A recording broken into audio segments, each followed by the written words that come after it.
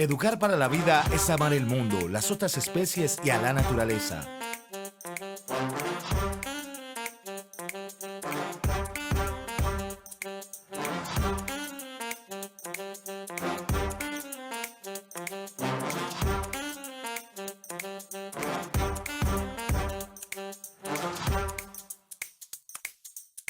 Es dejar el mundo en las mejores manos.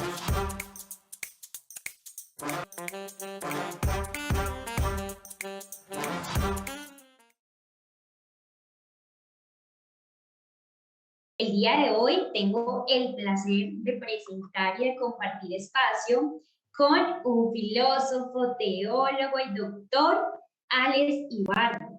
Él es doctor de estudios americanos, es docente en el Instituto de Filosofía Juvenal de la Universidad Católica Silva Enríquez y coautor del libro Humberto Viani, Filósofo de lo Cotidiano. Hoy tenemos un tema maravilloso, doctor Alex, y es justicia, violencia y complicidad. Un tema que también nos convoca, nos motiva y claramente nos tiene muy expectantes en la tarde de hoy. Doctor, un gusto Bueno, escuchar. gracias por la presentación, gracias también por la invitación al equipo que organiza esta gran jornada internacional, ¿no? Bueno, yo voy a hablar de algunos temas que sobre todo en Colombia se han trabajado mucho, pero sin embargo yo los voy a hablar un poco desde la experiencia chilena y principalmente referida a algunos planteamientos filosóficos en torno a estos conceptos. Me voy a permitir leer la exposición y bueno, y ahí ustedes me indicarán después si es que hay alguna pregunta o algún comentario para poder debatir. Claro que sí, sí, señor. Estamos muy atentos, de pronto alguna presentación en el que usted requiera, estamos muy atentos a estar en este tiempo de comunicación. Mi nombre es Joana Andrea Rodríguez, hago parte de la Dirección de Participación, Secretaría de Educación, y pues bueno, muy atenta también al chat, a todas las preguntas, para poder transmitírselas en un momento. Gracias, doctor. Muchas gracias, Joana. Bien, entonces partiré con la palabra justicia en un sentido bien particular.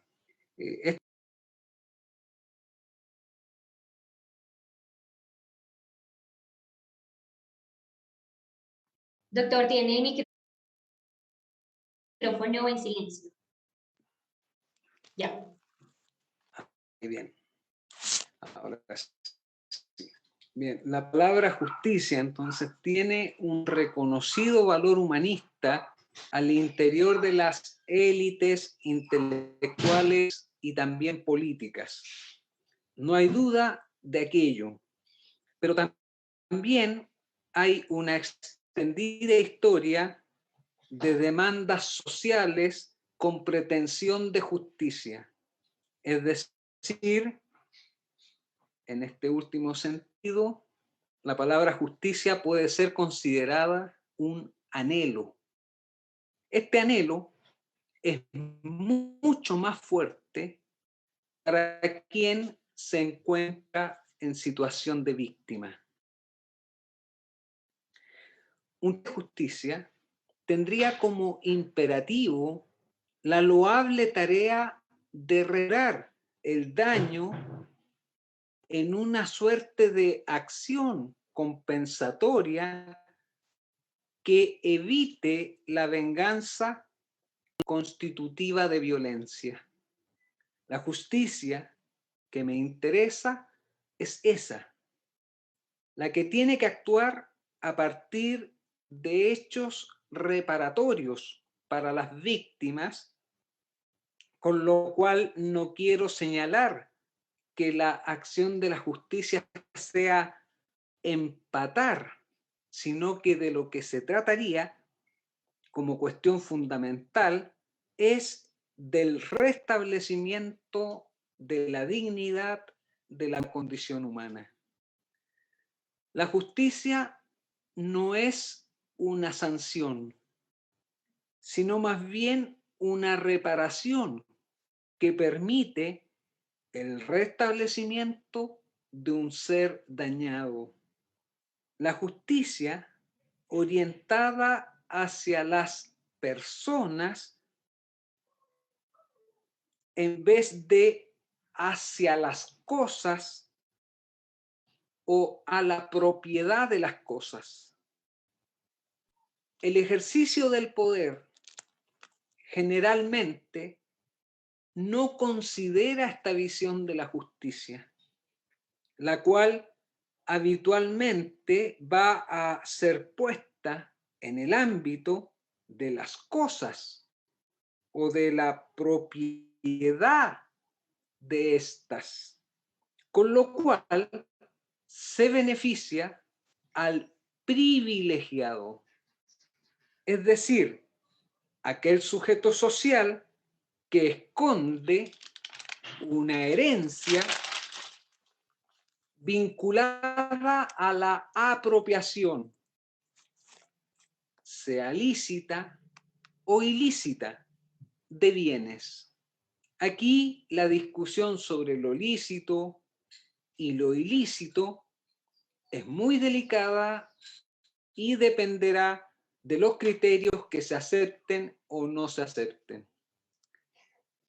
En el caso de los países dominados, esta cuestión es bastante problemática debido a que el sistema de valores impuesto como bueno ha sido el de las ideologías que han contribuido a las expansiones del imperialismo y del capitalismo, los cuales han sido implacables en homogeneizar nuestras culturas, invisibilizando la diversidad ancestral de nuestros pueblos que poseen sus propias visiones del mundo.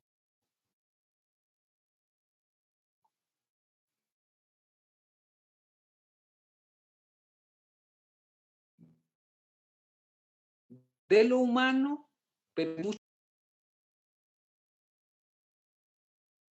más como desde las ideas filosóficas conocidas y propagadas por las élites criollas, impera una visión occidental y universalista que se alimenta del helenismo y del cristianismo.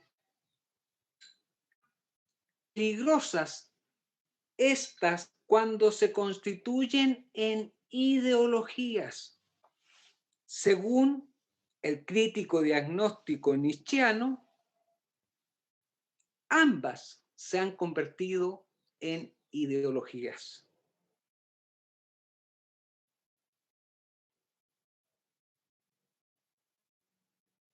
Por otra parte, el capitalismo también ha hecho una incorporación de estas ideologías y se ha convertido en una ideología tan peligrosa como las anteriores. Esto, según lo expresa el crítico diagnóstico que ha hecho Marx. Pero así como el helenismo, el cristianismo y el capitalismo se han convertido en ideologías, el marxismo también es constitutivo de ideología. Y esto bien lo ha denunciado en sus criteriosas críticas Fausto Reinaga desde su posición indianista. Volviendo al punto de la justicia, y en el contexto occidental, con pretensión de universalidad, es pertinente una clásica imagen de la literatura griega que se le escapa a Platón en la Apología de Sócrates.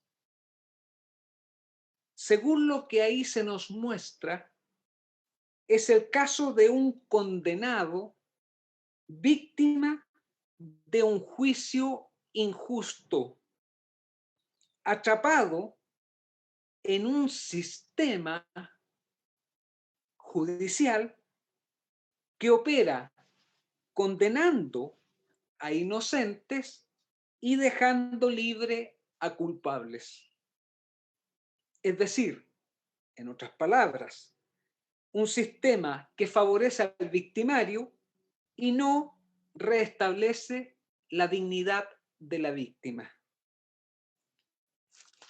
En este sentido, cobra importancia significativa el título usado por Manuel Reyes Mate en su Tratado de la Injusticia. Hacer una historia honesta del sistema de justicia implicaría encontrarnos con una excesiva ausencia de reparación o de restablecimiento para las víctimas.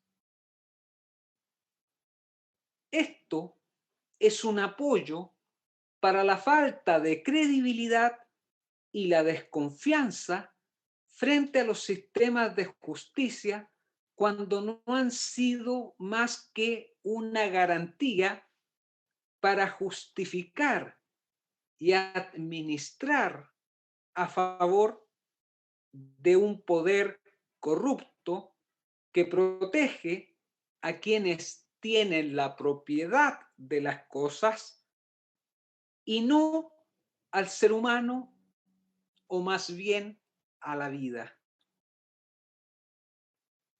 Junto con los otros poderes del Estado, lo judicial carece de reconocimiento ciudadano, comprendiéndosele como un aparato de castigo para quienes desobedecen el orden instalado por la clase privilegiada.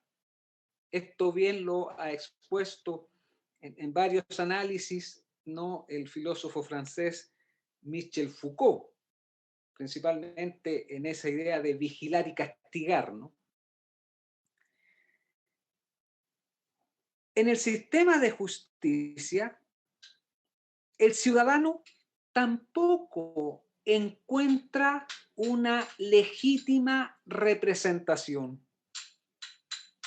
Así es nuestra grave crisis democrática, en la cual el Leviatán concentra el poder ejecutivo, legislativo y judicial. En palabras más precisas, usando una expresión bastante severa de un comunicado de prensa hecho por un grupo de resistencia mapuche recién en estos días posterior al asesinato de un comunero mapuche, la expresión es la siguiente, y esto aplicaría para los sistemas de poder del Estado, ¿no? Perros guardianes de los ricos. Cierra la comida. El daño de una crisis de representación nos coloca frente a los problemas políticos del escepticismo y del relativismo. Es decir, el rechazo a la participación política, ya sea porque no se logra nada, el escepticismo, o porque todo es igual o lo mismo, el relativismo. Esto es lo que sucedió en Chile durante la larga transición de la postdictadura. Hay una crisis de representación porque no hay participación política popular. En la dictadura fue otra la causa de la escasa participación. Era más fundada en el temor real a la violencia del tirano. El tejido social, político, cultural chileno estaba desarticulado, siendo terreno fértil para la lógica del consumo neoliberal. Los partidos políticos se sumaron a esto y formaron semilleros de operadores para el lucro, lejos de toda ética. Los jóvenes estudiantes, apartados de estos marcos de participación política formal, fueron aumentando sus demandas. Desde los 90, cada década con más fuerza, hasta el llamado estallido, que logró sumar a la mayoría popular y a la clase media golpeada por la política neoliberal, ocupando el espacio público en donde se manifestó la soberanía directa. Frente a este hecho político en que se manifestó la soberanía popular en actos de resistencia espontánea y que incipientemente se comenzaban a organizar, vino la dura represión desde el sistema ejecutivo. La frase, comillas, estamos en guerra, pronunciada por Piñera, recorrió el mundo. Muertos, mutilados, torturados, encarcelados. Graves violaciones a los derechos humanos. Han pasado 2 años y la impunidad aún sigue estando presente. Ni el poder legislativo ni el judicial se han ocupado de las víctimas. Es más, Piñera y su familia han seguido enriqueciéndose ilícitamente. Y Piñera y su gobierno ha continuado una política de la represión, incluso haciendo una intervención militarizada en el Gualmapu o territorio mapuche con una declaración de estado de excepción, que además de la represión ya ha cobrado vidas. Nuevamente, el Congreso y el Poder Judicial han aceptado aquello con leves acusaciones hasta ahora sin efecto. Como podemos ver, se repite la afirmación socrática sobre el sistema de justicia. Se condena a inocentes y se libera a los culpables. Las democracias débiles, sin representación popular auténtica, padecen este tipo de sistema de justicia que les resulta ajeno y que son un peligro para sistemas democráticos que constituyen la paz social fundada en un pacto político. La expresión del título de un libro del mexicano Lorenzo Meyer cobra sentido aquí también. El título es el siguiente: El poder vacío, el agotamiento de un régimen sin legitimidad. Aunque en el caso chileno, ese poder vacío no está agotado, sigue operando como poder de facto. Por eso es que en octubre del 2019 la resistencia popular se levantaba obteniendo como una de sus principales derrotas el encarcelamiento político de más de 2.000 jóvenes. En los meses del estallido, frente a la resistencia popular, pensaba en Fanon, particularmente en los condenados de la tierra, recordando la sentencia acerca de que la única violencia legítima es la de la víctima. Asimilar en ese entonces otra perspectiva era hacerse cómplice del poder, al menos hasta que se abriera el límite para pasar a la construcción de una democracia más fortalecida. Esa fue la luz de la esperanza en el proceso que estamos de la Convención Constitucional. Este es un logro que permite la superación de la ilegítima Constitución de Pinochet. Sin embargo, en la disputa del poder sigue ese vacío en torno a la representación del movimiento popular. Seguimos atrapados en un sistema político con escasa representación. Así las cosas, no se ha superado la cuestión de la injusticia. La construcción de una democracia impregnada por las demandas de lo popular,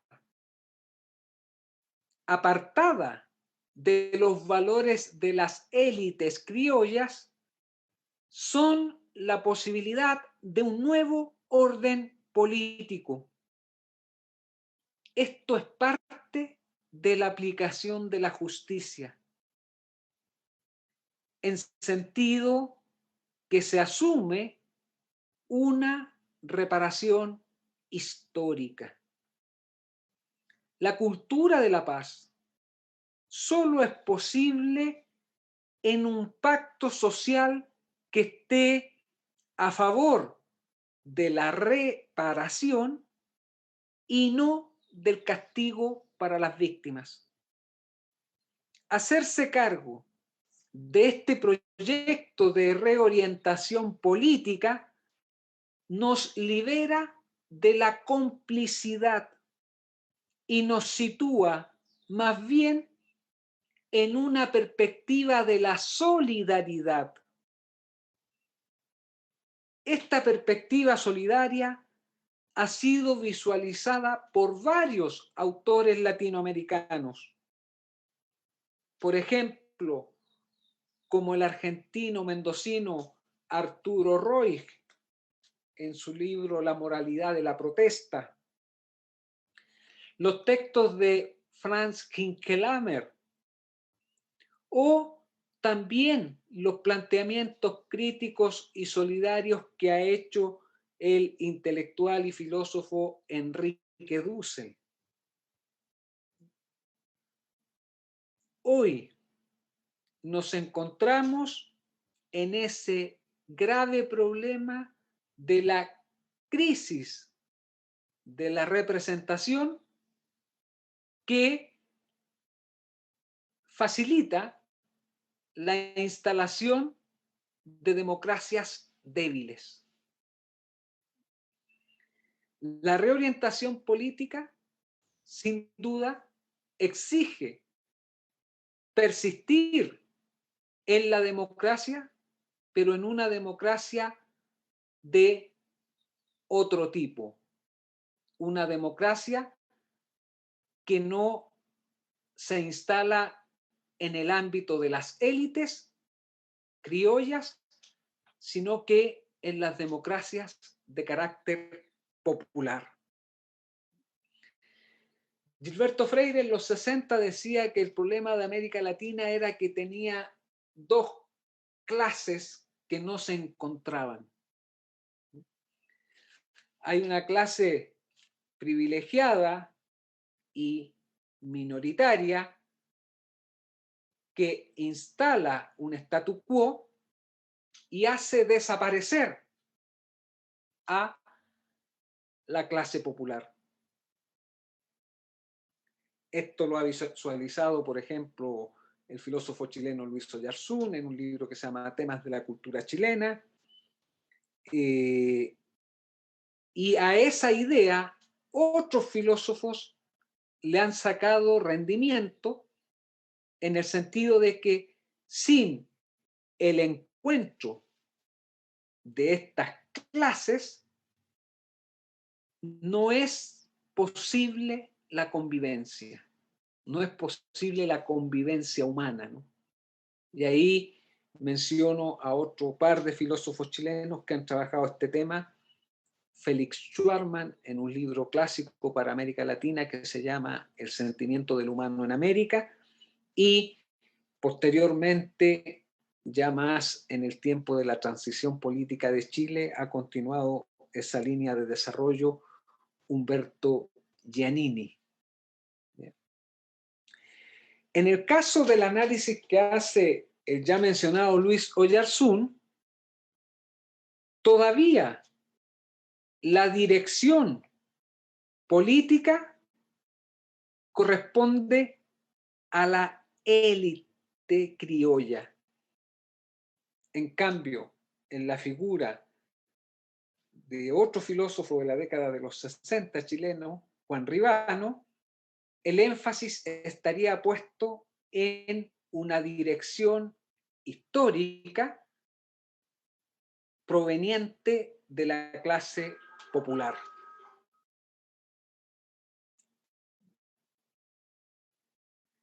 En palabras de lo que ha dicho, por ejemplo, el uruguayo Rodó en su clásico libro El Ariel, y que ha continuado de manera muy relevante y significativa Fernández Retamar,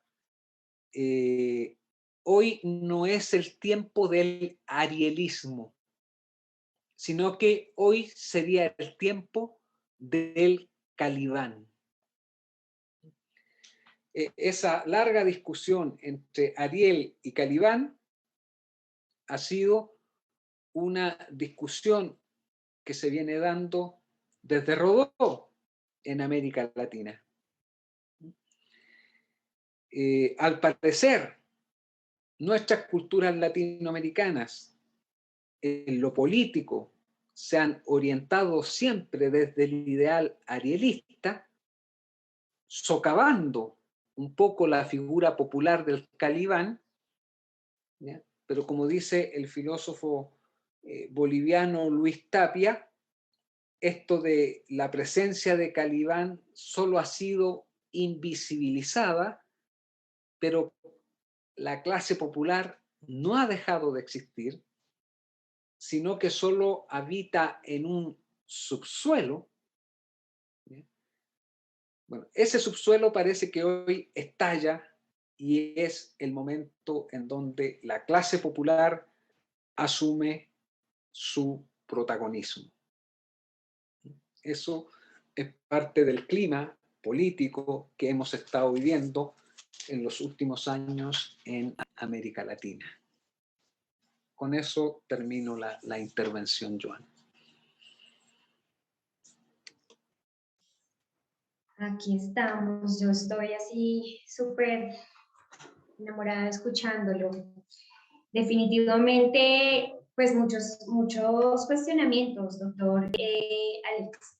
Y es como también nos llevamos a replantear y como también usted nos dice reorientación política, cómo exigir también y persistir en una democracia, ¿no? Una democracia que le cueste también a una transformación, a cómo invitar también a los jóvenes a desglosar qué es la democracia, ¿no? Qué son estos sentidos de participación, de que conozcan las múltiples formas de participación y que con ello también nos permita entender este marco de justicia, ¿no? Este marco de como usted hace poco lo mencionaba y es una palabra tan clave que pone y es impunidad. Cuando definitivamente no desglosamos, no profundizamos, no conocemos, no ampliamos muchos de los horizontes, allí es donde también entendemos una justicia con ese valor político, el cual menciona, pero también una palabra que me cuestionaba totalmente en su discurso, doctor, y es impunidad. Como cuántas víctimas allí aisladas, cuántas sin voz frente a lo sucedido, cuántas acciones sin reparación, ¿no? Que es una palabra también muy clave en este diálogo y es qué pasa entonces con esos procesos de restauración y de reparación. ¿Qué estamos haciendo como sociedad y cuál es el compromiso que también asumimos frente a una justicia que, como se menciona, si reorientáramos, reorganizáramos y de pronto visionáramos de una forma distinta, pues nos puede llevar también a poder reparar y restaurar tantas acciones y situaciones de violencia que pues estamos inmersos en la totalidad. Pensaba también cómo muchas de las personas cuando abordan estos temas dicen, bueno, pero no soy víctima de ninguna situación, ¿cierto? En el marco del conflicto armado, escuchamos a muchas personas que nos mencionan, bueno, yo no he estado en diferentes sitios, no me ha pasado directamente, pero allí es también cuando en estos diálogos decimos, caramba, es una mirada de cómo esta violencia también nos permea directa e indirectamente, como al ser parte de una sociedad, ¿cierto? Como ser parte en los diferentes escenarios que nos encontremos, pues estamos también permeados de una justicia muchas veces tan desigual, ¿cierto? Tan sin voz y carente de tantas herramientas y de tantas acciones por hacer. Doctor Alex, ¿cómo poder llevar estas apuestas, cómo poder también desde ese marco político, poder también llevarlo a un marco pedagógico? ¿Cómo también llevar estos temas a un diálogo de académico? ¿Cómo invitar a nuestros maestros, a nuestras maestras, que seguramente hoy muchos nos están escuchando, familias, estudiantes, a poder investigar un poco más, a poder también nutrirnos, así como usted lo menciona, de autores, de libros que nos puedan permitir también tener otros conceptos, como rescatar también la lectura, ¿no? En toda nuestra parte pedagógica, académica. Ahora los chicos viven en un mundo de virtualidad, la cual es maravilloso, ¿no?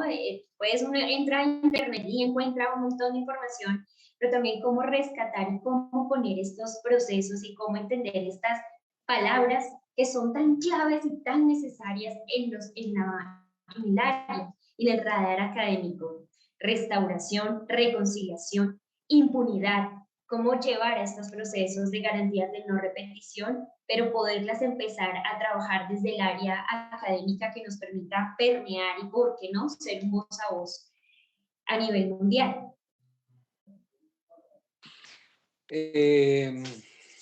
Sin duda yo creo que la clave de restablecimiento social, que eso es lo que está fracturado, ¿no? En el fondo, este es un tema político, pero el problema es un problema social. Sin duda eso solo es posible con una radicalización de la democracia. Y una radicalización de la democracia implica también ejercer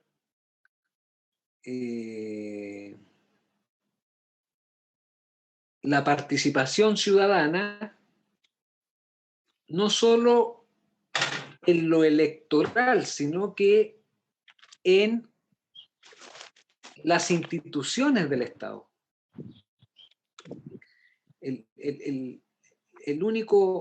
La única forma de radicalizar la democracia es con mayor participación política.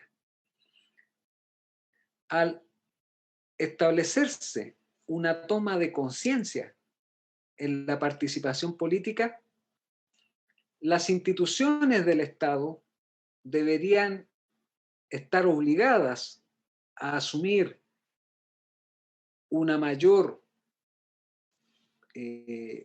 compromiso con la maduración de la democracia, ya no quedarse en el esquema de las democracias débiles, y eso implicaría, por ejemplo, fuertes reformas a la educación, reformas de ley de medios de comunicación,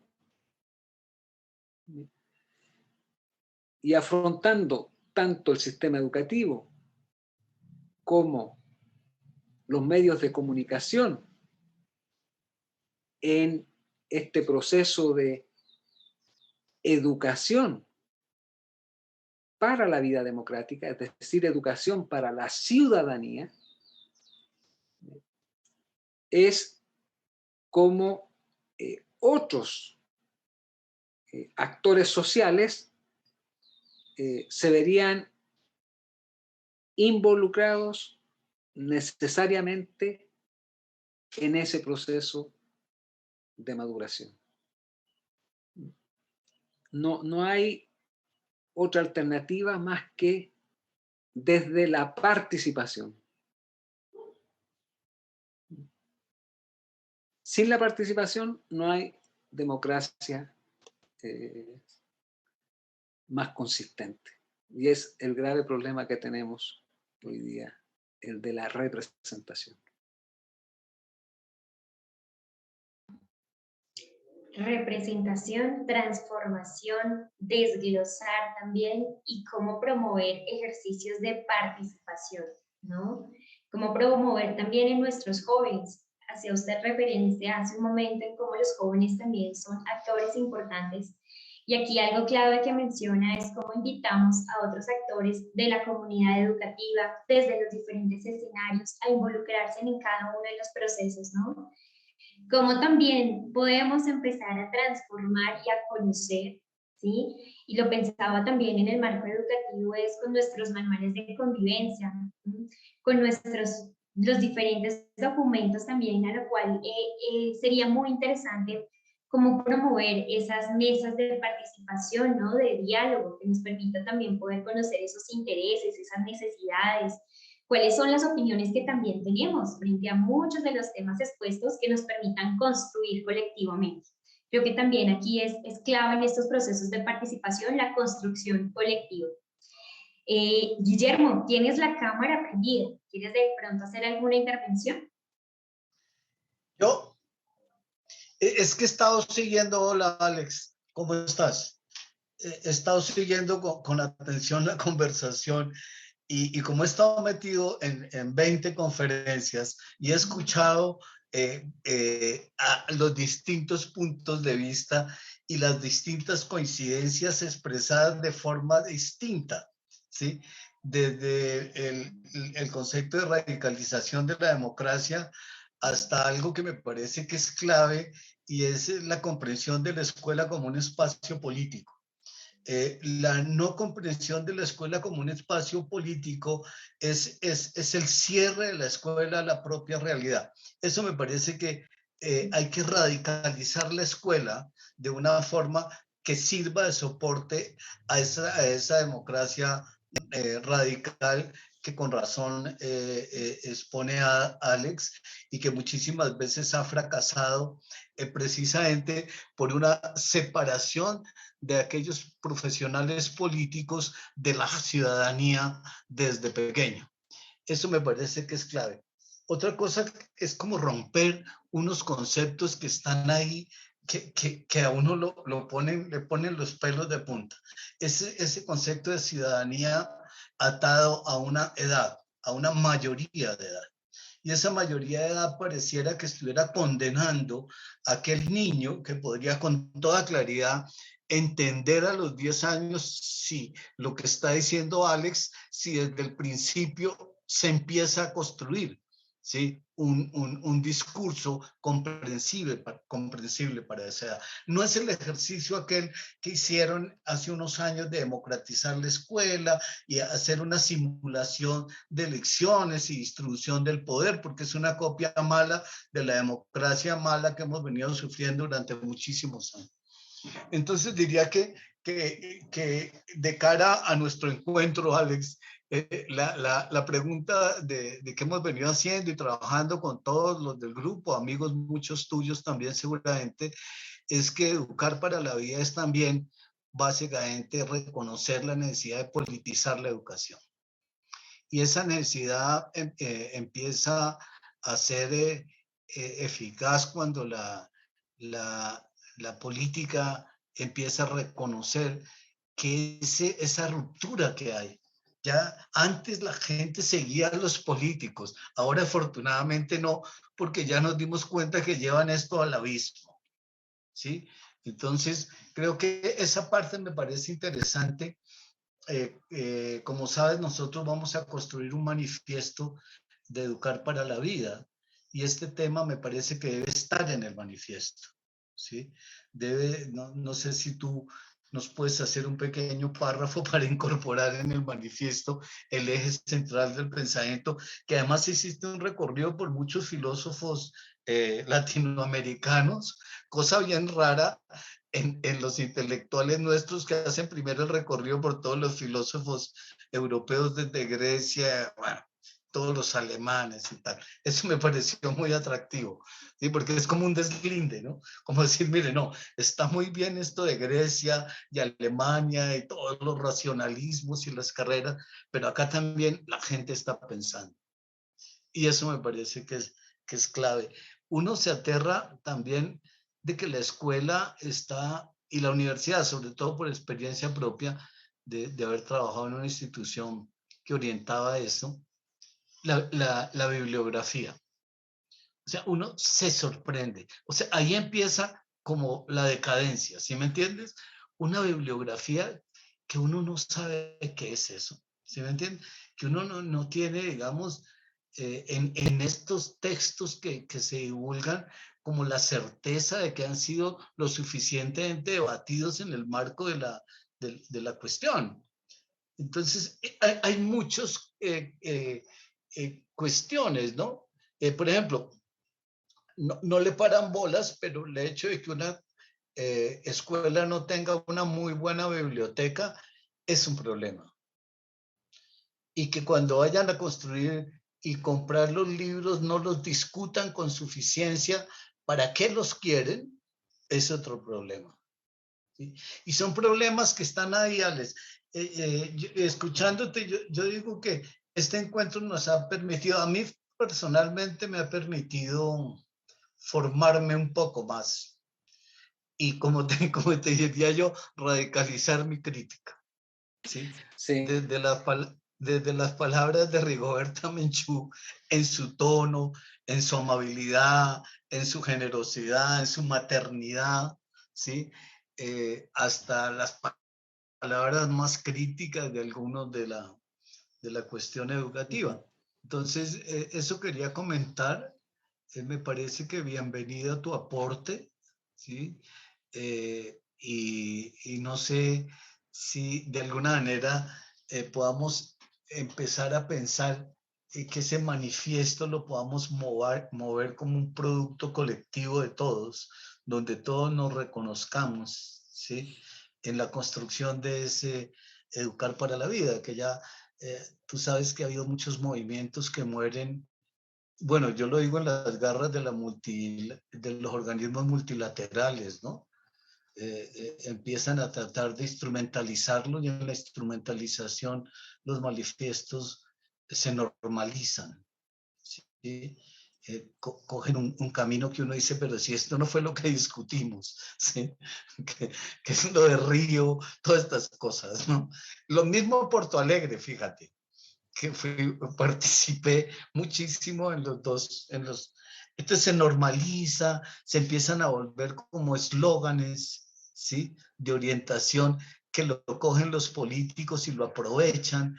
Entonces, otro mundo es posible, ya es de la derecha y de la izquierda, y ya tú no sabes de cuál mundo están hablando, ¿sí? Eso nos puede pasar con Sí. Educar para la Vida, Sí. ¿vale? Te quería comentar de que eso, cuando un manifiesto pasa a ser un dispositivo protocolar, ya murió. Ya deja de Sí, ser. el mismo coge eso, ¿sí? Bueno, lo mismo pasó con aquel manifiesto, con el más famoso de todos los manifiestos, ¿sí? Claro. que un proceso en donde ya todo el mundo hablaba sin haberlo leído. Eso le pasa como a los católicos y la Biblia, ¿sí? O a los constitucionalistas con la Constitución, o a nosotros, a los del acuerdo de paz, con el acuerdo de paz, que ha sido un proceso autodestructivo, el acuerdo de paz aquí en Colombia, ¿sí? Después quería Sí, comentar lo que decías de los libros, cuando ya la bibliografía se transforma en un problema y no en una ayuda, también sí, pierde sentido, ¿no? sí, sí, sí, sí, sí. Eso que estamos hablando así en esta conversación informal está ahí en el fondo del problema, ¿sí? Ya no solo qué haces, sino también qué lees, ¿sí? Y eso es una cosa, digamos, complicadísima, porque claro, uno quisiera neutralizar algunos efectos de las bibliografías impulsadas por las grandes multinacionales del libro, ¿sí? Que se hacen ricas como los grandes laboratorios farmacéuticos, ¿sí? Repartiendo libros de texto para todo el mundo iguales, ¿sí? Cuando un niño coge el libro, bueno, ni le interesa, pero le dicen que se lo lea y bueno, tú lo habrás sufrido como yo lo sufrí. ¿Sí? Yo era más o menos un buen estudiante obediente y me leía unas cosas que ahora me pregunto para qué me pasaron eso, si eso no era lo que había que leer. ¿Sí? Es como ese drama, ¿no? De la educación en ese sentido. ¿Tú estás ahora en dónde? ¿En Chile? En Chile y en Santiago. Siempre recuerdo unas palabras de Salvador Allende y te las voy a decir porque eres chileno y porque estamos hablando. Hace mucho tiempo yo vivía en España cuando asesinaron a Allende y empezaron a llegar ustedes huyendo, ¿sí? Y al dictador. En Holanda había un edificio que los holandeses habían donado para que los chilenos estuvieran en el edificio, pero los latinoamericanos nos empezamos a volver chilenos, ¿sí me entiendes? Y íbamos a compartir el edificio. Y un chileno me dijo una vez, mira, ¿conoces el discurso de Salvador Allende de las Naciones Unidas? No sé qué. Y yo no sé si es en ese discurso en otro en el que él habla de que para ser un buen estudiante, para ser un buen revolucionario hay que ser un muy buen estudiante universitario. Fíjate y además decía algo que me hiciste acordar por lo del manifiesto, que unos que se creen de izquierda por meterse el manifiesto debajo del brazo, era un grande, ¿no? Allende. ¿Ah? Sí, sí, hoy día con, con la refundación de Chile se ha transformado nuevamente en un referente más vital, ya no solo de memoria, sino que en un referente vital. Hoy podemos decir que vamos por un camino propio, que era una frase que usaba también Sí, Salvador claro. Allende. El proceso de ustedes nos atrae mucho. El proceso, sí, con una cosa que es digamos, eh, muy difícil para un país como Colombia, es reconocer que el Partido Comunista esté, ¿sí? Porque acá la izquierda se asimiló a las armas y las armas fueron hasta el narcotráfico y deterioraron muchísimas de las cosas. Y cuando uno mira el cuento chileno y dice, miércoles, estos sí eran verdaderamente más maduros políticamente que nosotros, ¿sí? La cosa chilena, ¿no? Bueno, eso quería comentarte y aprovechar, ¿no?, que estoy contigo aquí. Bueno, la vía chilena al socialismo hoy día es un tema de estudio mundial, ¿no? El proceso Claro, de construcción de la unidad popular. Aquí claro, dicen, fíjate que aquí dicen algunos que eso ya es una historia pasada y que hay que olvidar. Sin embargo, lo que hemos visto es que es una historia vigente. O sea, cuando hablamos claro, de porque es que 50 años atrás, es una historia que todavía está viva, no es una historia del claro, pasado. es el resultado de la memoria colectiva, no la memoria política de un grupo o de una gente.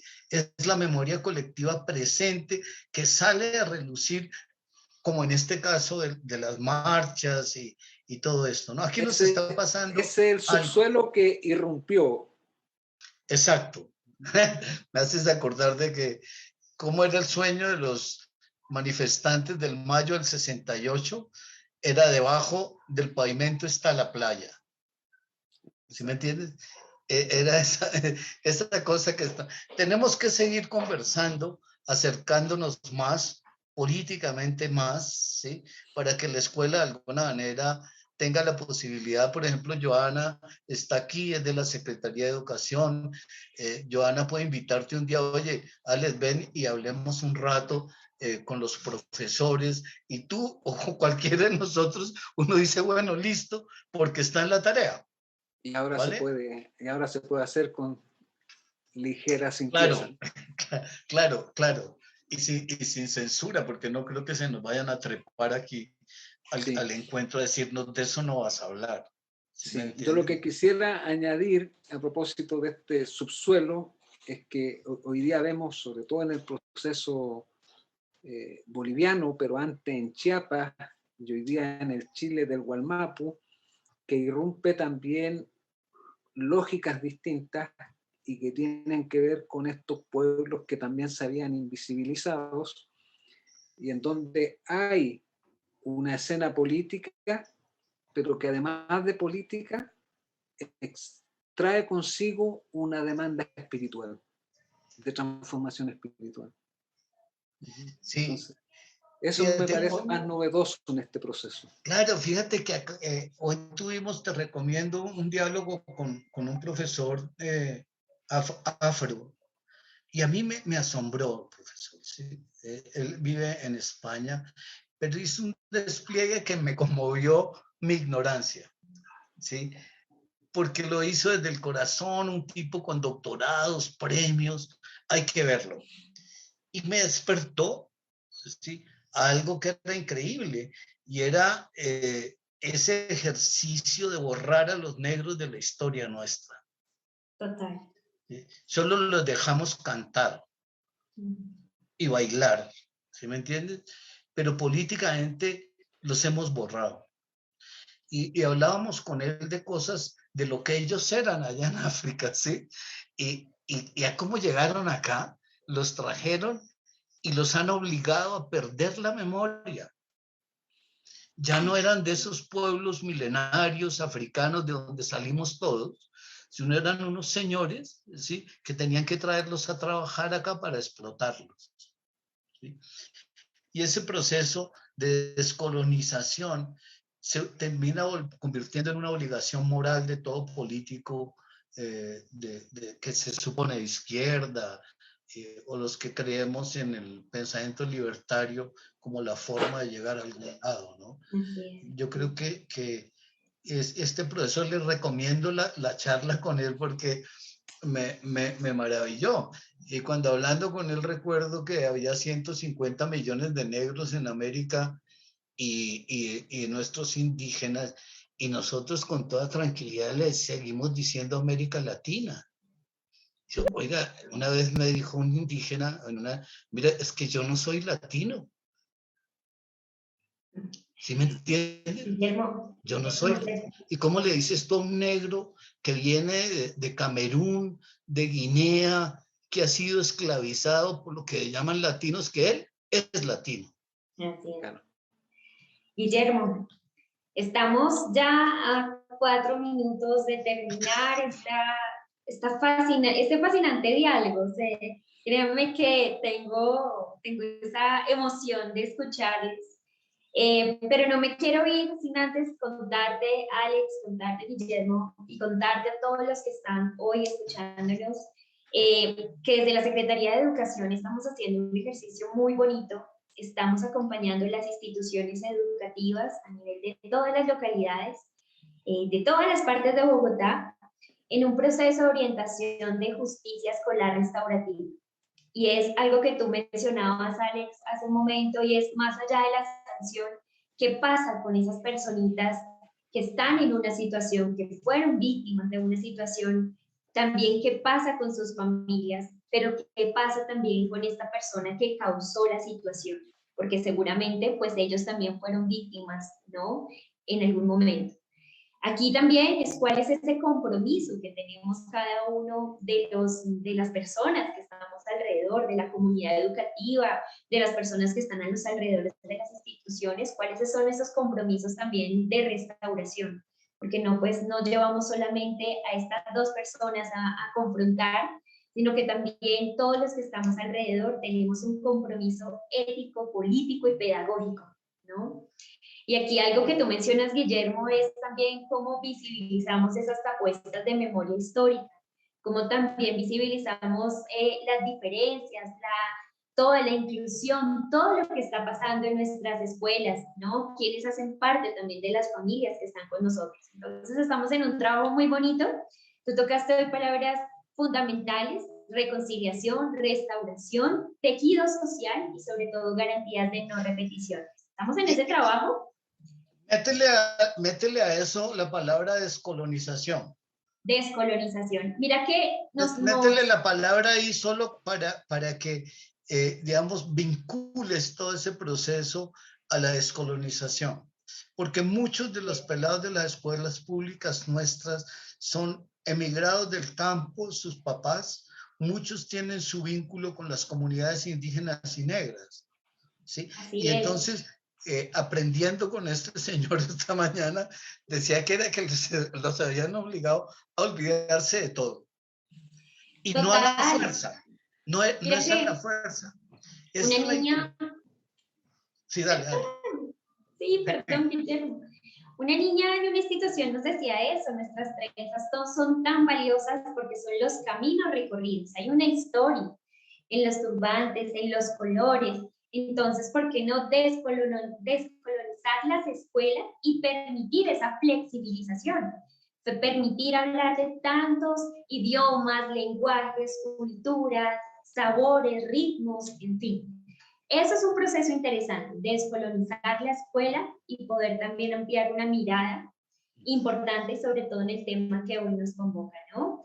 El tema de justicia, violencia y complicidad. Que 3 palabras que nos evocan a cantidad de acciones de transformación hacia una educar para la vida y transformar hacia una cultura de paz. Fue de verdad maravilloso escucharnos. Guillermo. Sí. No, solo quisiera agregar también que para la radicalización de la democracia no basta con que nos hagamos nosotros más democráticos, sino que estos sujetos que han sido excluidos sean los protagonistas políticos del tiempo presente. Sí, Así es. Bueno, creo que ya llegamos a nuestro... Fue una charla, realmente no... Me metí al aula porque esto de que está pasando ahora, eso de que se meta al aula el que quiera en el momento que quiera, porque quiere o porque le da la gana, debería pasar en las escuelas. Perfecto, sí. Exacto. Estamos a 5 segundos de terminar. Fue fascinante. Muchas gracias, de verdad. Muchas gracias a ustedes por la invitación. Alex, muchísimo gusto. Y gusto conocerlos también. Vale, Joana. Estamos hablando, Joana, ¿vale? Así es, Guillermo. Muchas gracias. Gracias a todas las personas que hoy se conectaron. Seguimos, Educar para la Vida. Muchos temas interesantes, invitados fascinantes. Alex Ibarra Peña, muchas gracias por compartir hoy con nosotros. Feliz tarde.